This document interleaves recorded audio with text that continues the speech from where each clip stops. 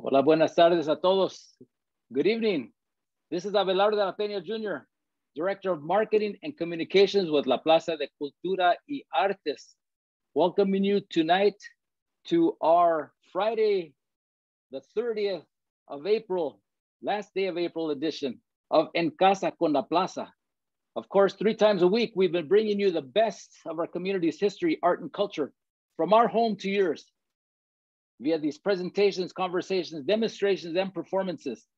We've been doing it for a year and a couple days. April 27th was our first show. This is number 154, believe it or not. Our sponsors tonight, PepsiCo and Kaiser Permanente. If you've joined us on Zoom, please use the chat feature. Let us know where you're viewing from, where you zooming in from. Use the chat feature to let us know, of course, give us comments, ask questions, do shout outs. We'll take them all.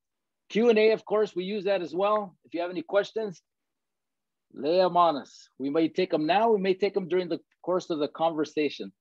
If you're on Facebook, please use the comment section as well to let us know where you're viewing from. We'll take questions from there as well. Shout outs, lo que sea.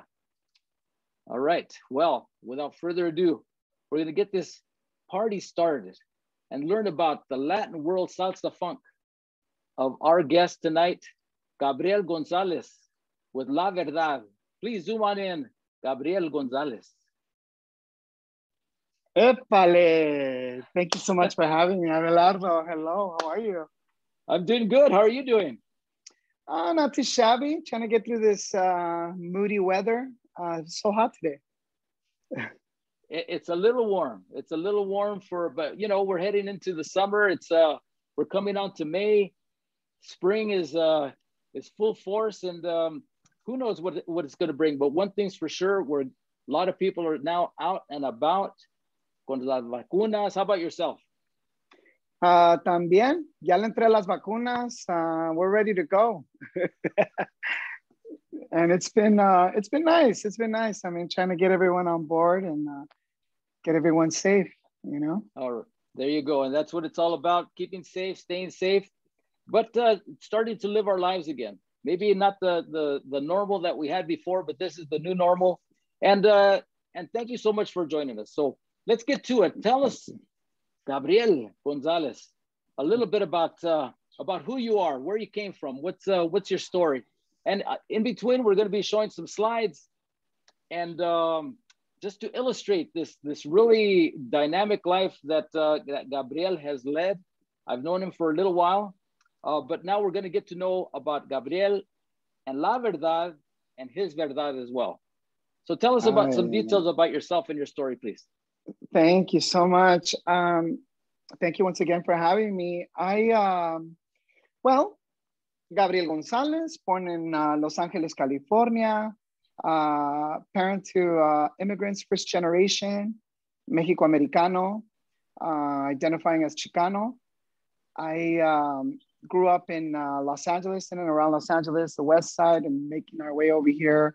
I had my childhood over here in East LA, where I currently reside in City Terrace.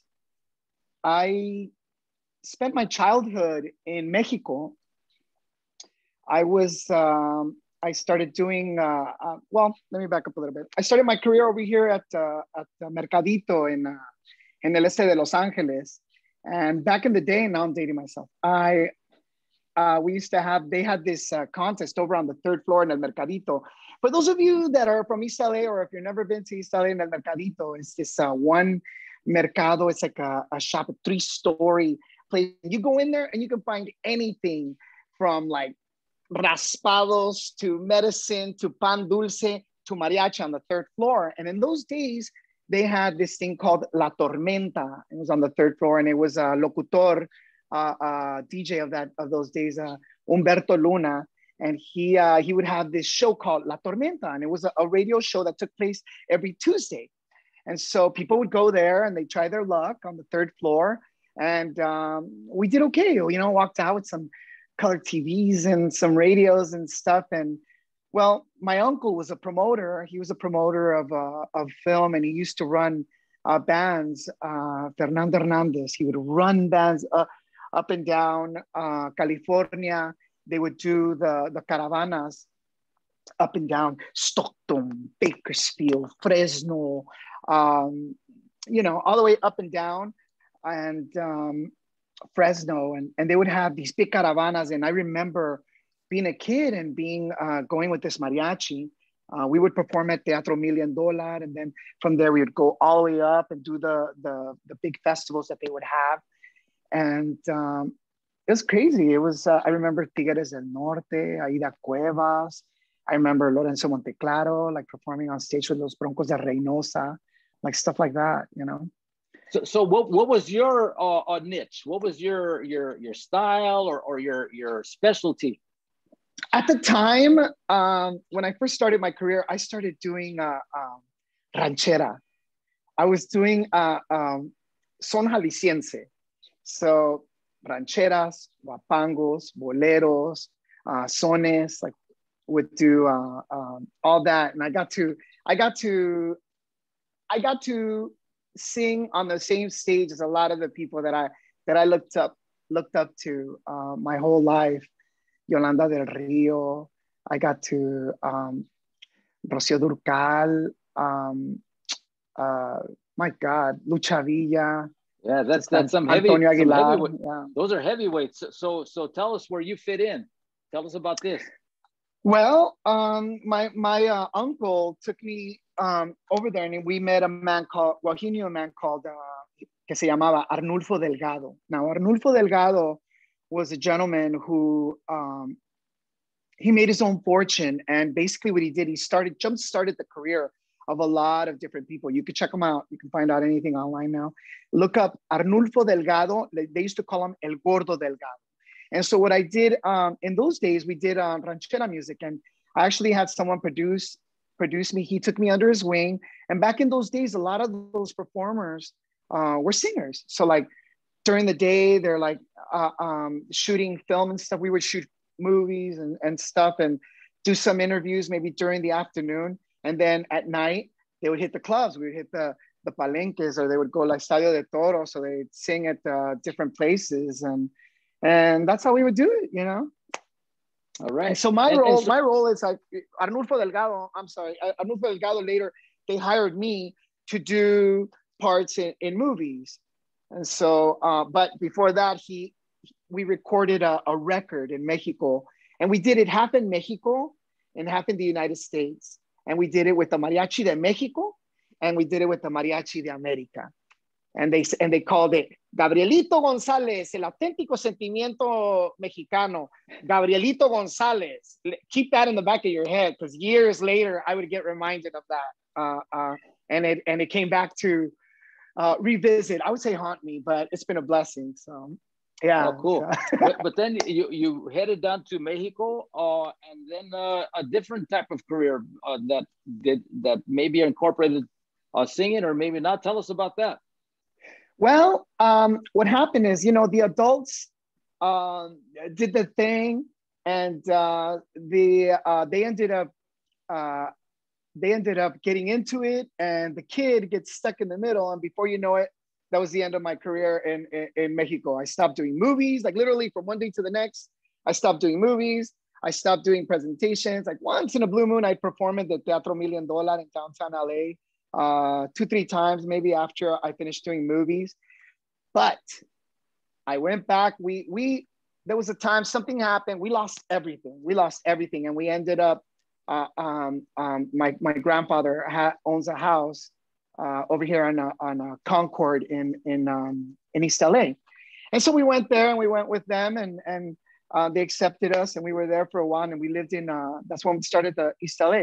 Now, I was going to elementary school. By then I was in 4th grade by the time I stopped doing anything. And so the kids in the class were first generation Mexican Americans, so like me. And so many of the kids were like, oh, I know you. And they'd recognize me from some of the movies. And they brought it to the attention of the theater teacher at the time, Miss Helen Stringos, que en paz descanse. And she loved musical theater, and she loved singing, and she loved all that stuff. And she introduced me to that. Remember the musical theater aspect of this conversation, because it would later come down also to revisit me. And that's where I got introduced to musical theater and English songs. Well, here I'm going to share screen here, and this is just some of the, I guess, some of the movies that you appeared in. Yeah, that's Tres it. contra Destino, La Jorobada. Tres contra Destino, La Jorobada. Do you remember anything about any of these roles and what your experiences were? I remember I missed my mom a lot. I remember a lot of hotels. I remember thinking to myself, like, okay, so like, who am I now? You know, kind of thing. But no, but it was a blessing. I do remember. I remember the rap party for Mojado de Nacimiento. Okay, now Mojado de Nacimiento was shot in like Bakersfield and Fresno. It stars La Sonora Santanera and Pelayo, La Sonora Santanera and Resortes, Adalberto Martinez Resortes. And it's a story basically about a little boy who goes in search of his father, who left his family and went to go find a better life in the United States. And they just never heard back from him. So this little kid takes it upon himself to tag along to La Sonora Santanera and gets discovered in this trailer. He sneaks in the trailer and the manager finds him, Resortes, and tells him, hey man, what's up? And so he tells him this whole sob story and this little kid, and they take him across the board. They sneak him across the border. They dye his hair, blonde, and he goes in search of his father. I don't know. Should I tell you the end of the story and how it ends? Because you may want to look at it. Spoiler alert. Yeah, but it's anyway. So that's what it was about. So on the rap party, everybody went nuts. Like it was like these guys. They were Sonora Santanera guys. You got now. For those of you that don't know, Sonora Santanera does cumbias, they do danzones, they do some mambos, they mix it up, you know? It's a party band. It's but it's orchestra. It's an orchestra. It's a beautiful, and they have hits and after hit after hit after hit. And they just, after the rap party, I guess they just needed to let off some steam. So one of the things I remember is that afterwards, these guys went around and they were so wild, and they were going around. They saw anybody from the crew or the cast or the band, they went, and I don't know why, but they totally ripped their clothes out. At the end of the whole day of the rap shoot, at the end when everybody rapped, everybody looked like something out of the scene of Thriller. And so I remember they ripped my clothes up and stuff, and there I was, you know, part of the whole elenco there, and that's what I remember, like some of the crazy times and stuff that went on there. Well, I have to attest to Sonora Santanera. You know, it's one of those bands that you've heard the music, you've danced to it, you've probably sung to it, but then I saw them live maybe about 3 years ago. They were at the Disney Hall, the Disney part of Pacific Standard Time, which La Plaza de Cultura y Artes is part of, included a musical component. So they had a series called CDMX, where they brought in bands from Ciudad de Mexico and bands from LA, Latino bands, of course, the Hollywood Bowl, but there, Sonora Santanera blew down the house. It was an incredible, and you're right, an orchestra with 4 singers, as I recall, a female singer too, tight musicianship. So no, you were blessed to be part of that band.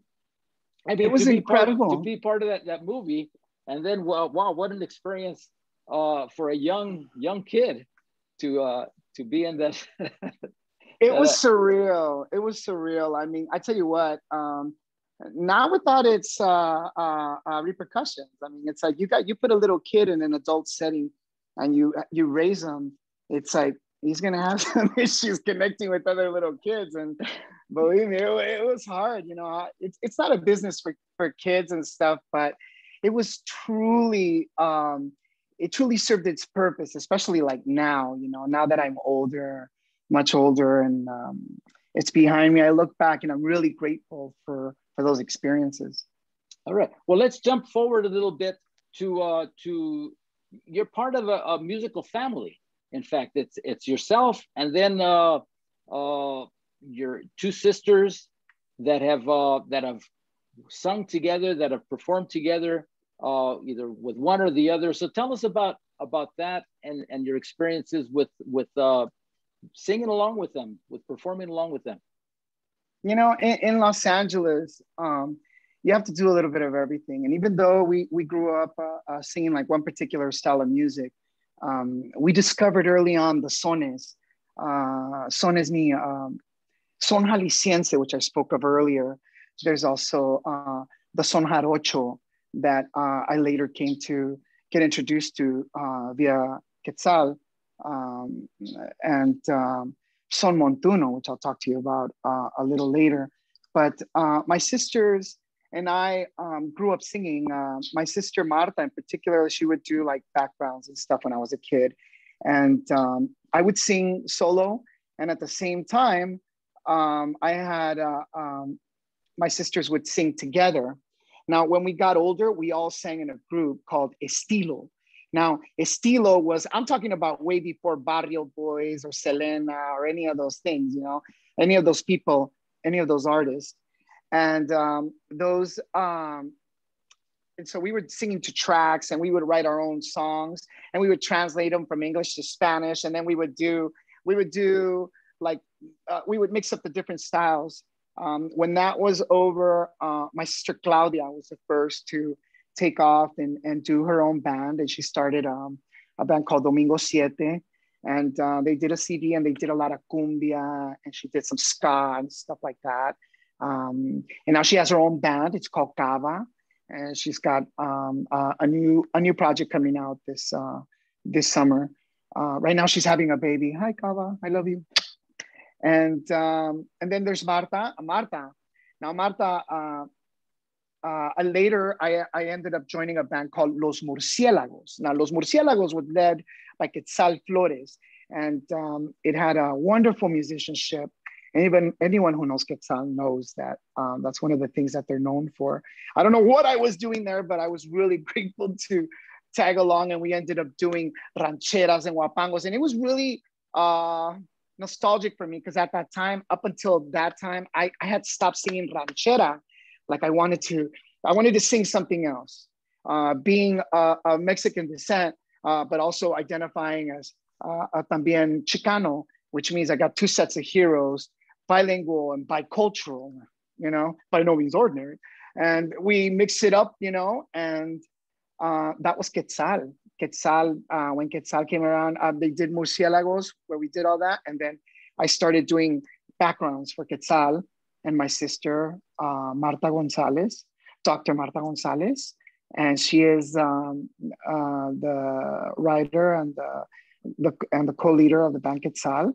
And they do son jarocho, they do Chicano rock, they do just soul, a little bit of everything. I spent 15 years there. It was wonderful. Now, once you're a Quetzal, you're always a Quetzal, you know, and me being part of the family, it's like, you know, so, but important to say that we've continued, we've evolved. We've all kind of gone out our own musical directions. Once in a while, we get back together, which was the case a few years ago, where we did a performance over at the Japanese American Theater, and we called it Caminos y Canciones. And that's the image you see there. And we went up on stage, and we came up and we sang all the songs that we sang as a kid. And this time, we included our kids. And we did all of those things that we did when we were kids, where we'd sit there and, you know, just kind of working out the harmonies and stuff. But now we got to do that with our kids. So in essence, we were kind of passing it on to our kids. And Sandino, Marta's son, sang a song. And then he also he sang one of my songs that I sang as a kid. And then, which we'll talk about. And then he sang with his mom, Marta. And then of course, my sister Cava, she sang. And then Mia, her daughter, Mia Citlali, sang with her. And then of course, I went up and I opened my big mouth. And then my daughter, she joined me. And and we did it. And then last but not least, my oldest, Annie Gonzalez, came up and did a little Selena number and brought the house down. So we got a bunch of crazies in our house. Yeah, you do. So that's your extended family. So tell us about this family right here. Oh my gosh. That's my TV family. That lately, well, you know, let me explain. Like that's my family. That's my son, Sol, all the way on the left. And that short lady there, that's my other half, America. That's Natalia, she just turned 15. That's Annie. Some of you may know her from Gentified. That's Annie Gonzalez, my daughter, my oldest. And then that's Sebastian Gonzalez, the tallest dude there. And then I don't know who that ugly dude is, but yeah, this is the Gonzalez family. And I call it the TV family because during the pandemic, we were fortunate enough to the industry changed a lot. So what's happening now that the industry looks for pods, family pods. So being that we're a family and that we were together and stuff, so we started working. So we've done, since then, we did Target, we did Lowe's, we did a couple of other little commercials as a family. So that's why I called it my TV family. Well, you know, the family that does TV together stays together. That's what they say. And you got some talented children there, and we'll talk about the two that joined us on at your performance later.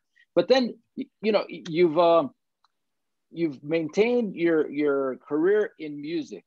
You know, you Quetzal, Los Murciélagos, other adventures, but then you came back to a love, I guess, in maybe something you'd heard, which is not really that common within Chicanos, Mexican Americans, which is salsa. So tell us about your journey there. Well, this was one of the sones that I first discovered, the Afro-Cuban son, which to me is like the grassroots music of salsa, son montuno. And I fell in love. That and being in a band like Quetzal,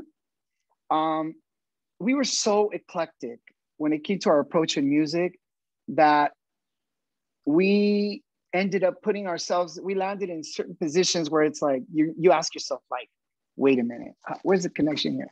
For example, some of the more, we opened for Taj Mahal, Aerosmith, Los Bamban, Cubanismo, and that's where my love of the genre came. I saw the Cuban All-Stars. I saw Los Bamban. We toured one summer with Los Bamban and Cubanismo, and we followed them along with and we got on first time I ever got on a tour bus, and we went all over the country, and we were following. Sometimes we were following Osomali. Sometimes we were following. I remember doing shows with Taj Mahal, Michelle Shock. That's like a different genre, yeah. That's like world music. And then we would turn around and we did a couple of performances with Cubanismo. We did a couple of performances with Los Bamban. Back when Maito first came into Los Bamban. Heard Los Bamban record, and that was it. That was it. I was sold. And I came back to LA, and I was like, you know, I was restless. And around that time, Quetzal made some changes. And I remember thinking to myself, I knew some of the musicians, and I have a friend, Ernesto Molina, and we would play, you know, little gigs here and there. I would get called and ask me if I wanted to do little gigs here and there. And we put together this band called Bomba Chante. And it was around that time that I started sitting in and doing backgrounds and singing with these people. And thank God, lazy people. Thank God for people that don't like to practice, because whenever somebody didn't show up, I would go and I would show up. If somebody didn't want to go to rehearsal, I would go. I like rehearsing because I like knowing what I'm doing, you know? If such and such didn't want to do the gig, I would show up. You know what I'm saying? It's not like, And so this turned into a thing. And eventually I learned so many songs, melodies at least, that it was like, yeah, I could sit in with just about anyone. So it kind of like happened by kind of accident, and not really, it was really never my intention to go out but I ended up, I luckily, I can honestly say that I sang with just about every band in LA for a while there. No, and you've also sang with some really well-known international stars, Tito Nieves, Jerry Rivera, Jimmy Bosch. I mean, these are well-known, well-established stars. That what did you have your phone on speed dial or something, so that whenever they knew they needed somebody, we knew who to call? No, you know what happens after a while, where travels, we have wonderful musicianship here in Los Angeles. And that's one of the things that a lot of people don't understand. And I think eventually what ends up happening, these artists come out and they end up hiring these musicians. And then these musicians in turn to other people that they've had good musical experiences with, other professionals, and that's how that happens. And so I've gotten caught up in certain circles, because that's another thing that happens.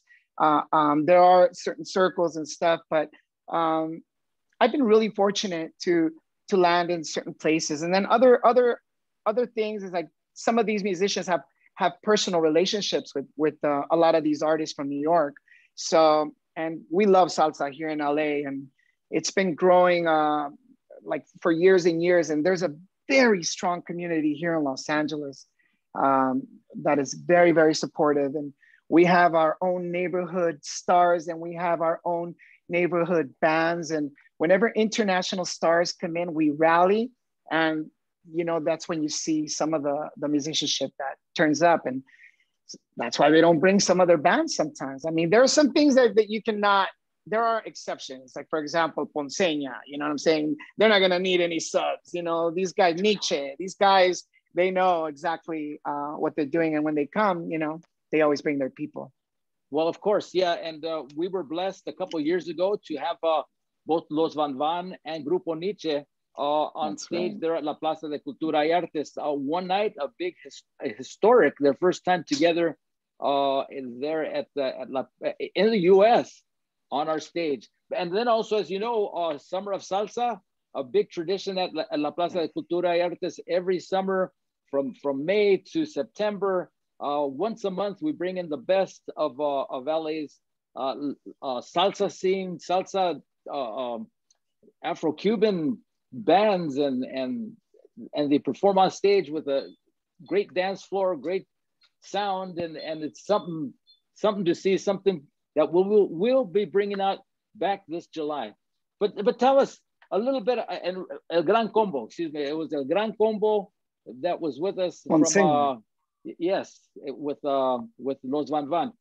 All right, so let's go back to some. You've sung background, I mean, sung along with a lot of these bands that are local, but then you hooked up with a particular sound that's a little bit outside the Afro-Cuban tip. So tell us about that band and your role in it. Well, maybe about 5 years ago, I was getting a little antsy, and I wanted to kind of do something a little different, and I just felt like I wasn't singing enough. Like I wanted to sing more, you know, and so I thought, start a band, you know, and it was around that time that I got a call to play Guido, of all things. They wanted me to play Guido for a little band called Boogaloo Assassins. And so I showed up. One of my friends invited me to come in and to a rehearsal. I went to a rehearsal and I started playing Guido and backgrounds. I was singing backgrounds. And they kept me on. And it was around that time that I started pushing also my band.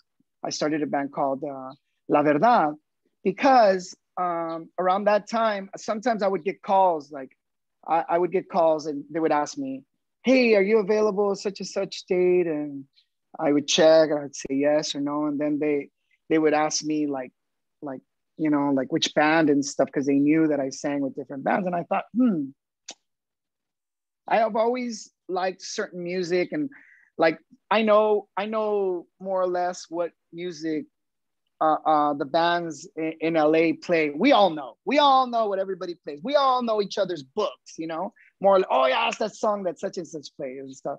And so like what I did, I wanted to do something, and even though it's impossible to play something that no one else is playing unless you wrote it, it's like, that's something that I wanted to get into, and I wanted to do period pieces and stuff. And with Boogaloo Assassins, I discovered the Boogaloo and you know, some of those soul rhythms, and I got to sing in English, and I got to do stuff. And with this band, I got to travel. See, look, we got to go like 2 years ago. We got invited to go play in Colombia. And so they flew us out, and we went out to Cali, and we spent, I think, something like 7 or 8 days out there. And they flew us out to Cali. We played at La Tolondra out there in Cali on La Quinta. And then they flew us out to Bogota, and we played at the Salsa al Parque Festival in front of like 20,000+ people. Blew my mind. Being in Colombia, it was like another level. Like, it just reinforced everything I've always known, that salsa is amazing, that salsa is just all inclusive. It is, you know, it's amazing. And everywhere you went over there, by the way, in Cali, salsa. Everywhere, the pharmacy, the liquor store, the bank, I'm talking people dancing in the lobby, and I am not exaggerating. Anybody that knows Cali, you know, they'll tell you, you know. But all right, so that was your experience with Boogaloo Assassins, and you're still, I'm sure when they get back on stage, you're going to be joining them, right? I will be joining them. As a matter of fact, the brothers are getting ready to make some movidas. I don't want to give away too much, but we got some stuff, you know, in the wings, and it's getting ready to the right time. And I'm sure you'll be hearing, you know, but there seems to be a lot of that going around these days, you know, with all of these emerging artists. I love it. What's going on in LA right now is a little renaissance of sorts. Well, yeah, and we're in the thick of it, and La Verdad is in the thick of it. So tell us the genesis of the band. You said part of it was you know, every band has their sound, you know what their book is, you know what they're going to sing, they have their style, but you wanted something different. And so you took, in this case, you took control. So tell us about this. Now that was scary because, you know, sometimes when things go wrong, you know, you can blame the sound guy. Sometimes when things go wrong, you can, I don't know, things happen, and there's an explanation, you know. In a case like this, it's all my responsibility. I took it all on. I wanted to do something mid to late 60s into like maybe early 80s. Who doesn't love Fania, you know? But I wanted to do the songs that nobody was doing, the songs that you have to rehearse, because if you don't rehearse them, it's a train wreck, you know. It's, you know, so wanted to do those, and I knew there was through the years, one of the things I had the luxury of doing is I got to work with the different bands and different musicians, and I encountered these musicians, and through that, and through the years of doing the genre, you bump into certain musicians, you know, and here and there and stuff, until eventually one day I had the opportunity to put together a band. A few years ago, they had this space called La Zona Rosa Cafe, which is now closed. It's over in Pasadena. And what it was, for those of you that are not familiar with it, it is a little alley that used to be over there in South Pass, off of El Molino, I think it was, right? El Molino, and they had, it was called the Zona Rosa Cafe, and it was a little alley. Now, the owner loved live music. He would put on concerts there in front of the Pasadena Playhouse. They would block off the street, and they would do stuff there. Pasadena, they love live music and live performance stuff. So they did that event stuff, and he was in charge of that, you know? And so there I went, and I realized that a lot of music, because I saw a lot of artists go in there, Javier Vergara, like a lot of other instrumentalists went there to test out stuff, you know? So we were going there with bomba chante, bringing a little 4 or 5 piece, trying to play salsa, you know, and like trying to do, or salsa songs at least.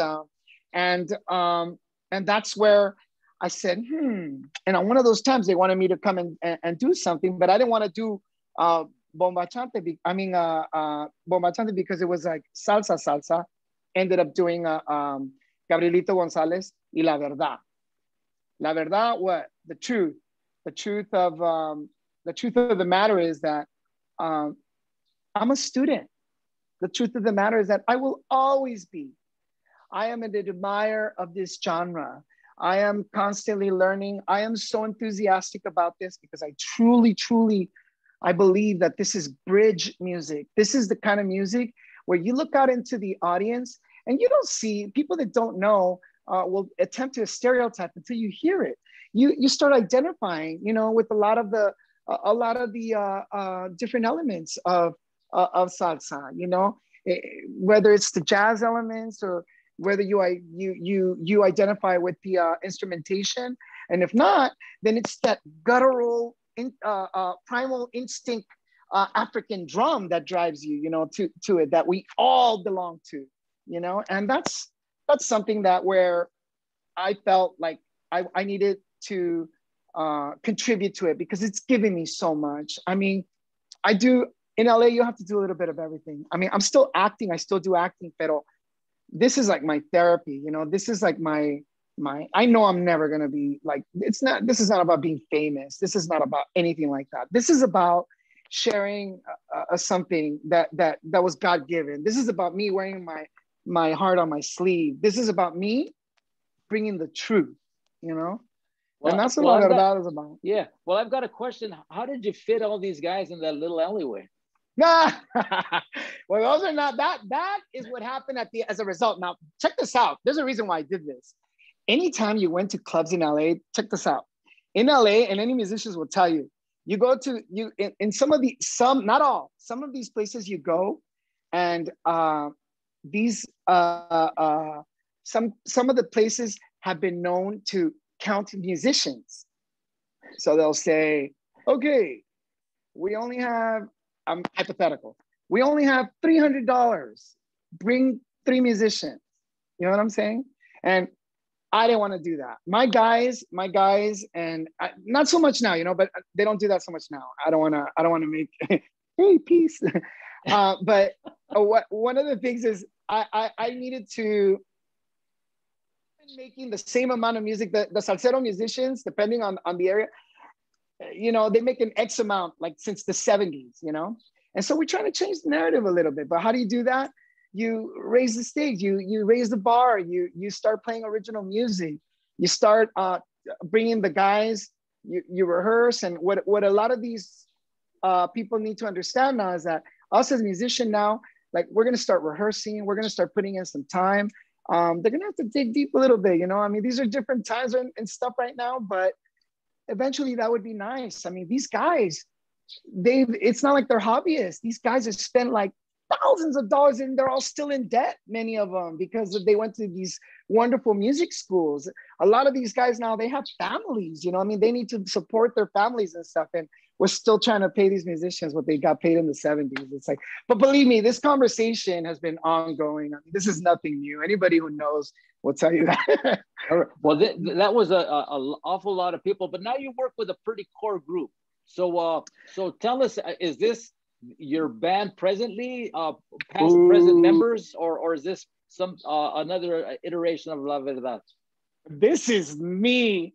What is it? Superimposing my image around all these caballos. Okay, well, the story behind this, yeah, right? Because you can tell I'm the one that did this picture. Okay, so the story behind this picture is like during the pandemic, we never stopped. So we kept writing, kept going in the studio. I kept reaching out and stuff, and a lot happened during that time. We lost one of our singers. Many musicians moved out of state. Some of them changed careers, and many different variations of that.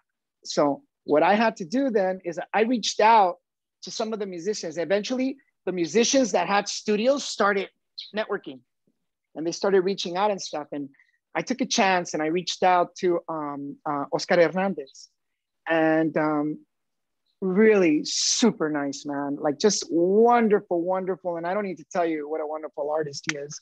And just, I had the opportunity to hang out with him at some parties. And I even got to do a gig one time. I got invited by Francisco Torres, who we'll talk about later. And in any case, I felt comfortable enough to dare to approach him to see if maybe he would write me a song, you know? And I approached him, and to my surprise, and it was during the pandemic time, no one could be together. We started talking about the musicianship. Some of my guys were still getting acclimated to the pandemic. We start talking. The next thing you know, some of the guys I got to use, I believe in the upper left hand image is, what is that? Francisco Torres, Trombones. And he lives here in California, owns his studio. So he got to do his parts there. Harry Kim. Oh, I see. Okay, so the upper, well then Harry Kim, across from Francisco Torres, playing trumpet. And he also got to play. And of course, upper right hand is Rene Camacho. Who doesn't know Rene Camacho? Neighborhood star. What's up, Rene? And of course, on the all the way on the left is Luisito Quintero. I have a great Luisito Quintero story, by the way. In the beginning, well, I'll come back to that. And then, of course, Marco Bermudez and Jeremy Bosch did the backgrounds. So humbled by that. I mean, I'm sure once this opens up, I'm gonna look back and be like, whoa, I can't believe this actually happened. But that's how I ended up in that company. And he wrote the song. We went in the studio, they recorded it. Now, the funny thing about Luisito Quintero is that in the beginning stages, when I first put the band together, I called on a couple of different guys, and one of them was Anderson Quintero. Anderson Quintero is Luisito Quintero's son. So it's how it all came full circle. And in the end, his dad got the gig. So no, in the end, I got to work with his dad. And no, Anderson, I love Anderson, and we're you haven't seen the last of Anderson. And yeah, and so that's how we do, and that's how I ended up doing. And we ended up doing a couple little things like that, which we have on the CD that we got coming out this summer. And there you go. And now we're going to talk a little bit about the CD. You've been recording. Let's see. You've put out like a mini like almost like an EP worth of songs already on. And where can people listen to these? And I'll just throw share the screen here so you can see the. Yeah, I mean, like you could find them on some of these you can't find yet, but like. I just wanted to show you like what we did.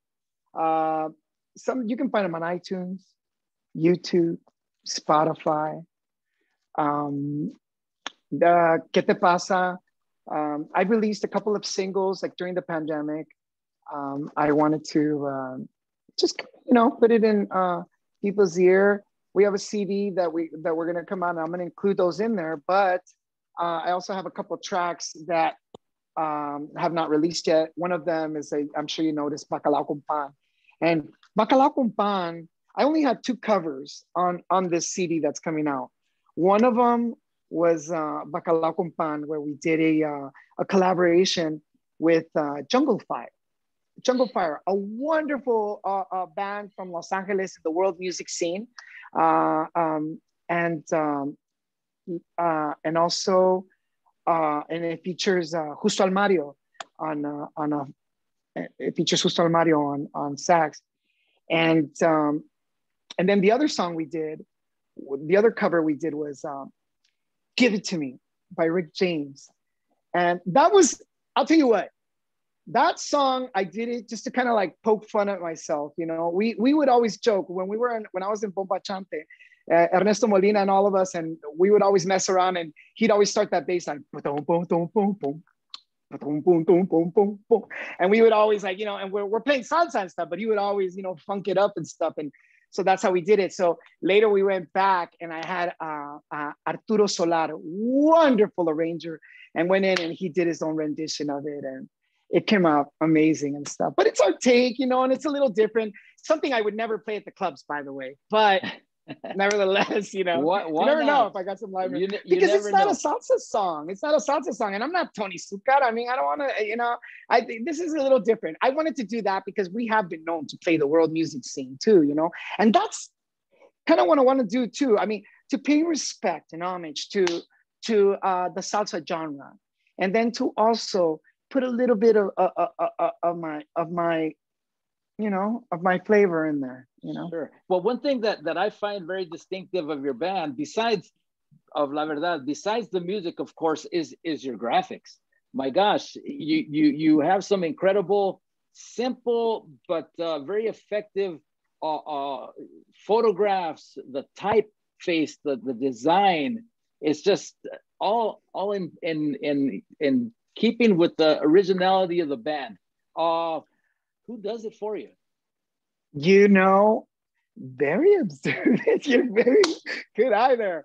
I have a graphics person that I work with. I don't know. Should I give my secret away? I don't know if we want. we might. You know, we might have No, yeah, I'm sure. You know, everything about the Boogaloo Assassins.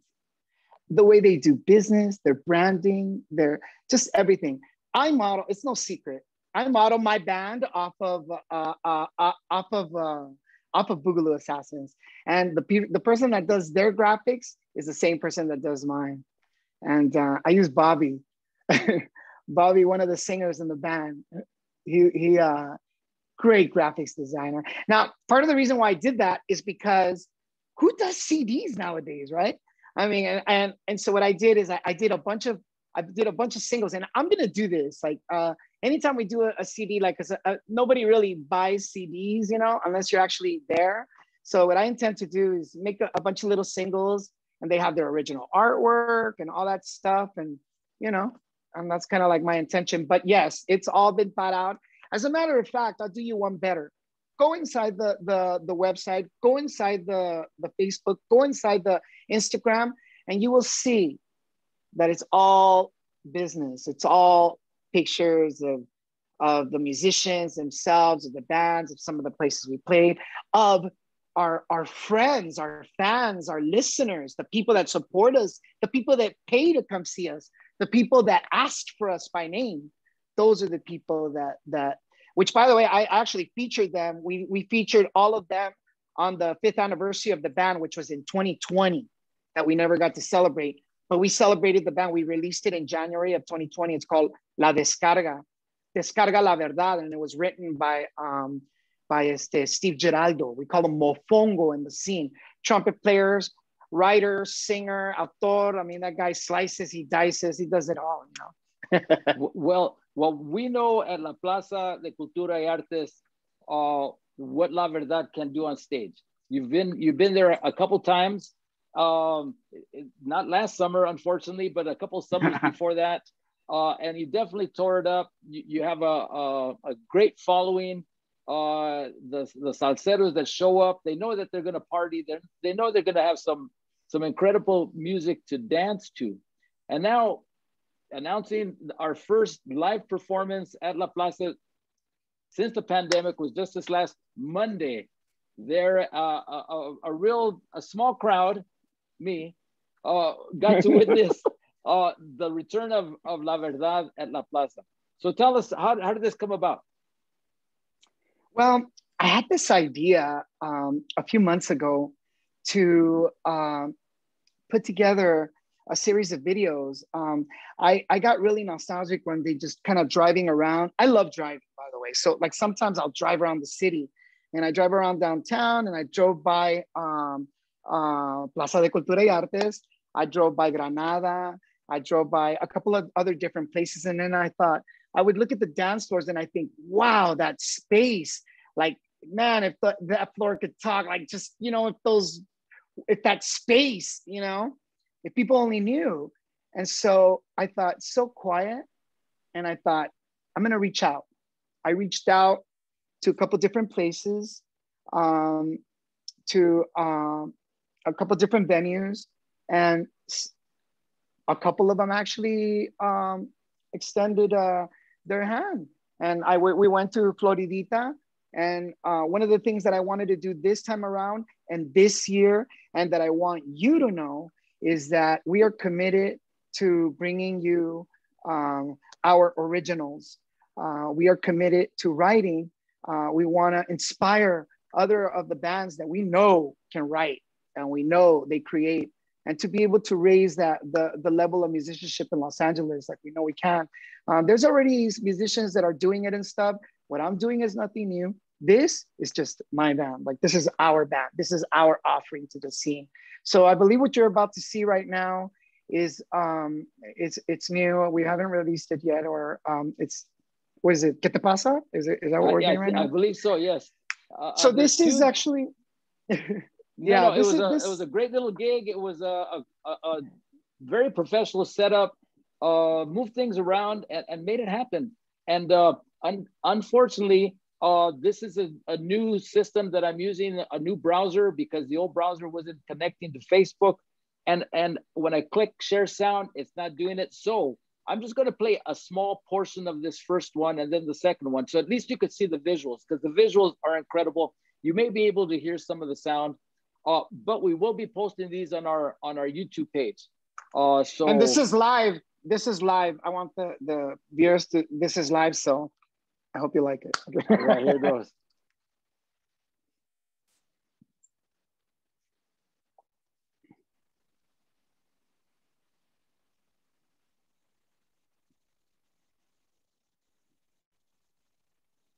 Oh yeah. No, can't hear it. Oh no. No se oye? No se oye? No se oye. No se oye. Oh man, that's too bad. Like I said, this is I'm trying to share sound. My browser is saying that Zoom is asking for me to restart. But you could read the lyrics here. This is something that I was surprised with. You sang it in Spanish, but you have the subtitles in English. And first of all, tell us who did this recording of both the videography and the sound. Again, my apologies out there. This is the first time we've used this one system. And anyway, tell us about the recording of the video. So my boys, the men, they're not boys anymore. They have a little company that they put together. They have a little the Gonzalez brothers. They do film, videography, and all that good stuff. And they've done some videos and stuff for different artists, including Quetzal, my sister Marta, and Maya Jupiter, a couple of other artists. And they decided to help me out with this. And I gave them full creative freedom when it came to shooting and stuff. So they wanted to shoot on the dance floor that overlooks. And the song is about, it's called ¿Qué te pasa? And I wrote this song for my wife. And I thought about putting the lyrics up because I didn't want to leave anyone out. It is a poetic translation. So I know there's going to be some people saying, wait a minute, but it's like, just check it out. And so we decided to put the lyrics in Spanish and stuff. I don't like to sing into like the camera, like that. So that's why you see a lot of my side and a lot of my back and because I wanted people to listen to the lyrics, We're gonna improvise, okay? I'm gonna take these off, and I'm gonna see if we could hear it through the speaker. So give me a minute here. Let's see if we could figure this out, because it's a beautiful song. Hold on, please. Oh, thank you. And in the meantime, the song and the actual recording, while you can segue, recording. Could you hear me now? Yeah. Oh yeah. Okay. No, I was just talking. I was just. Okay. So I'm going to go ahead and put on the restart it here. Let me zoom back a little. I'm going to share the screen otra vez, and please Let me know if please, if you could hear it. I hope so.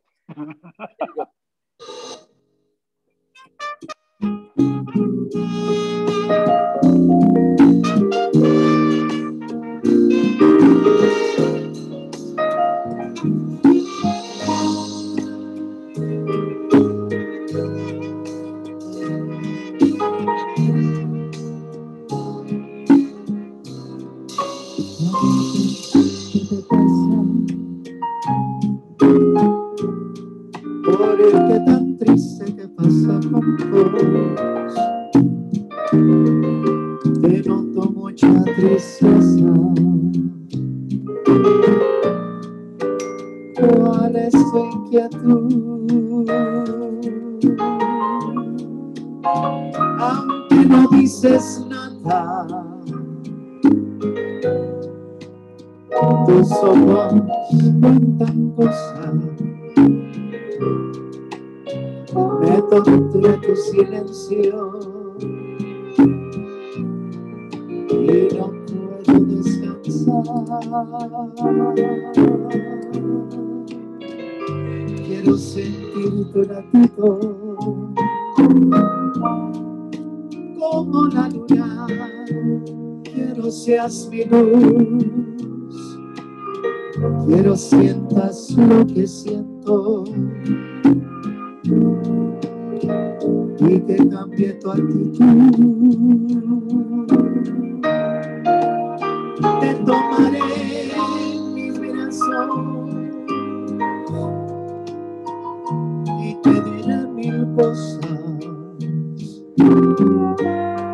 porque tú eres mi todo y quiero que tú seas feliz. Pasarán muchos años y haremos de boda felices.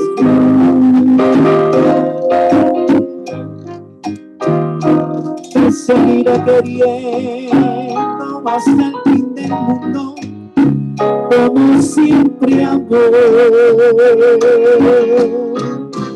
Provocaré tu suspiro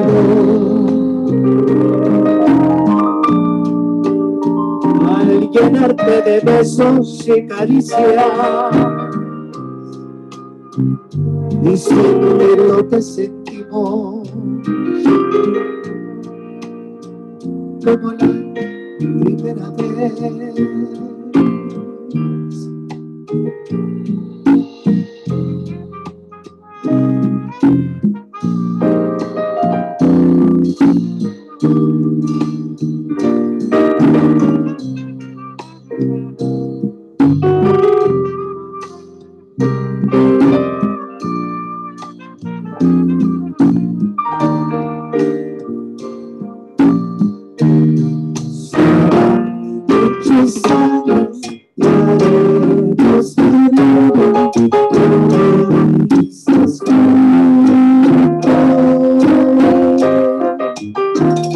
Te seguiré queriendo hasta el fin del mundo, como siempre amor. Provocaré tu suspiro, te bañaré de besos y caricias. Quiero sientas lo que siento y no sabemos como la primera vez. Te tomaré mi corazón, haremos muchas cosas, porque tú eres mi todo y quiero que tú seas feliz.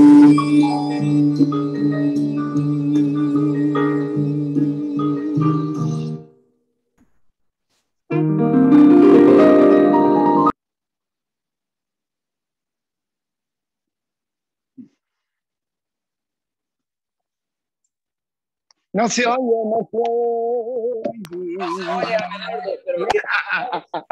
Wonderful. Again, sorry everybody out there for the things that happen. This is still in the Zoom world, and we're thank you. figuring it out.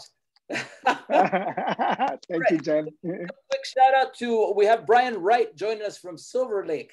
Sylvia. Yes, that's my boy. He was in the video. What's up, Brian? He's a new daddy too. What's up? Sylvia Hidalgo from Highland, California. Hey. And Alcala says, bravo. Thank you. On Facebook. I've lost the connection there, but I know you're out there as well. On Facebook, we'll catch up. We connect. One more. I'm sure everybody out there is waiting for this one, because this is a one to end the night with, so you can start getting your dance on, because I know it's we're on the tail end of this pandemic, getting back to normal times, but we want to get out there and start dancing. So this one's going to get you ready. So I'm going to set it up right now. Okay, let's go. Here we go. Okay, listos. Can I do a quick intro, or? Please do. Okay, so I thought it was really important to feature the band on this very first CD. So I've made some friends along the way, and Francisco Torres, wonderful, wonderful musician, and a very, very gifted, talented arranger. And I approached him to see if maybe he'd be willing to give us an instrumental. And so what you're about to listen to, we haven't released it yet. We're gonna release it in the probably like in the middle of June, before summer. And this is one of the numbers that's gonna get released. On the actual recording, it features Justo Al Mario, and today we're gonna feature Matt Amper on this along. Which, by the way, I want to give a big shout out to the guys, since we got Brian Wright on bass, Matt Amper on keys, Giancarlo Anderson on congas, Joey De Leon on timbal. We got Brian Buchelman on first trumpet, Steve Geraldo on second trumpet, and we got Humberto Ruiz Jr. on trombone. And of course, our team behind the scenes, Anthony and of course, my boy, John Hernandez, the Hernandez Brothers Sound Pro. So what you're going to see now is called El Dorado.